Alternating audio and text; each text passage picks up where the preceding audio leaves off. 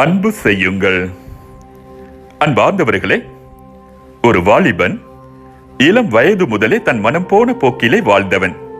பெற்றோர், ஆசிரியர் என எவருக்கும் அவன் கீழ்ப்படிந்ததில்லை. அவனுக்கென்று நண்பர்களும் நிலையாக இருந்ததில்லை.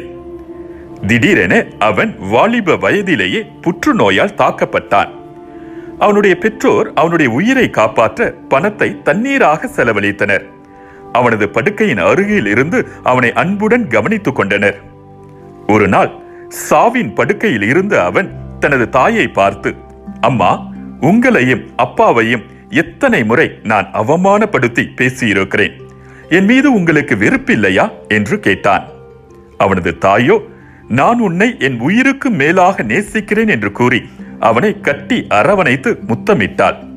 சூழ்ந்திருந்த தனது உறவினர், நண்பர் என அனைவரையும் பார்த்து, நீங்கள் என்னை வெறுக்கவில்லையா என்று கேட்டான். அவர்கள் அனைவருமே உன்னை நாங்கள் அதிகமாக நேசிக்கிறோம் என்று சொன்னார்கள். அன்றைய நாள் இரவில் அவன் அயர்ந்து தூங்கும் போது அவனுக்கு ஒரு கனவு வருகிறது. வானதூதர்கள் அவன் முன் தோன்றி, நாங்கள் உன்னை மோட்சத்திற்கு அழைத்து செல்ல வந்திருக்கிறோம். கிளம்புவதற்கு முன்னர் நீ ஏதாவது யாருக்காவது சொல்ல வேண்டுமானால் சொல்லிவிட்டு வரலாம் என்று கூறுகின்றனர்.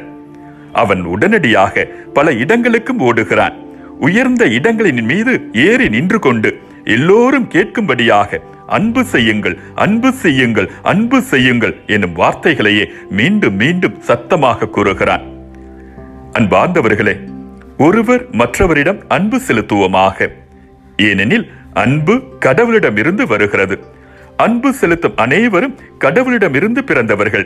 அவர்கள் கடவுளை அறிந்துள்ளார்கள்.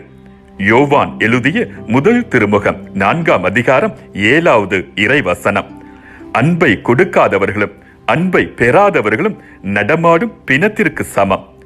நாம் அன்பு செய்யப்பட வேண்டும் என்றால் நாம் முதலில் பிறரை அன்பு செய்ய வேண்டும். அன்புக்காய் ஏங்கும் அனைவருக்காகவும் இன்று ஒரு நிமிடம் ஜெபித்துக் கொள்வோமா?